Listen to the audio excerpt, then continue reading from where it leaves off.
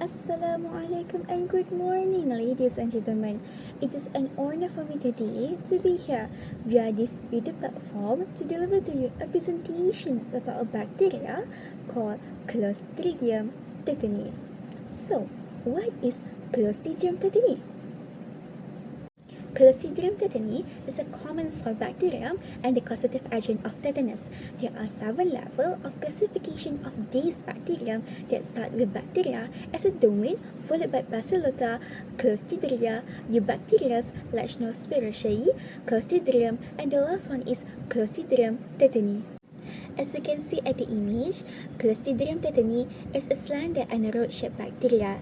It is typically up to 0.5 micrometer wide and 2.5 micrometer long, but they become enlarged and tennis racket or drumstick shape when forming spores.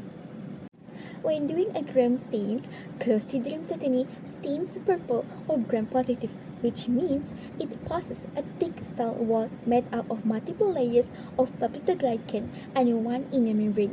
Plus, it has bacillus, meaning that it looks like a big cylinder or rod under the microscope like the picture shows here. Clostridium tetani are multibacteria and move by rotary flagellum in the pretentious orientations. Counterclockwise orientations of the flagella causes them to form a single bundle that propels the bacterium in long, straight, or curved runs without a change in directions.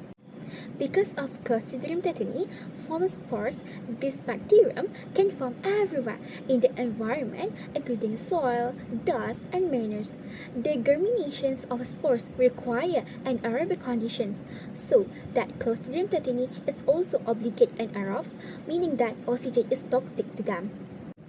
Clostridium tetani can be grown on various anaerobic grow media such as thioglycolate media, casein hydrolyzed media, and blood agar.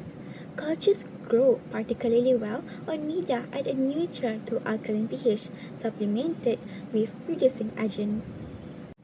Next, Clostridium tetani are heterotrophic bacteria which include all pathogens obtain energy from oxidations of organic compounds.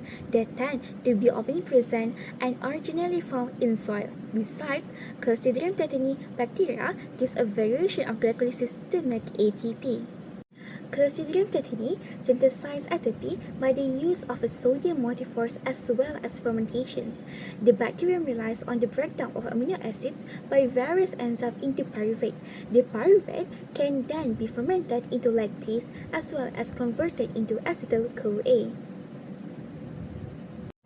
The pyruvate can also donate electron to a membrane-bound electron transport system with the help of ferrocyanide oxidoreductase reactions. The electron transport system results in the secretion of sodium ions, thus creating a sodium multiphosphate, which leads to the synthesis of ATP. Next, Clostridium tetani affects humans by causing a disease called tetanus. The spores enter its host through open wounds. This provides necessary environment for Clostridium tetani to begin to spread its virulence factors. Today, the majority of new cases of tetanus occur in South Asia and Sub-Saharan Africa. As the map shows, these two regions account for 82% of all tetanus cases globally. But in 2019, 47 countries eliminated this disease, which is the green countries shows in the map. Even though Clostridium tetani causes tetanus disease, it also can be used as a vaccine to prevent the disease. It is because some bacteria cause disease by making a harmful protein called a toxin. Several vaccines are made by taking toxin and activating them with a chemical. By inactivating the toxin, it no longer causes disease. So why do we need tetanus shot, especially for our kids? It is because to protect them from tetanus, which can be serious and deadly disease. Moreover, it can protect from painful muscle stiffness. Plus, it helps develop immunity by initiating a mild infections. Next, the question is, do we need tetanus booster after getting this vaccine? The answer is yes. Booster shots are repeat vaccination received after your first series of immunization as a child. Protections from certain vaccines can wane over time, which is why doctor advise booster. Hence, the SDG that contribute with Clostridium tetani is the third SDG, which is a good health and well-being. Goal 3 aims to ensure healthy life and promote well-being for all at all ages. Health and well-being are important at every stage of one's life, starting from the beginning.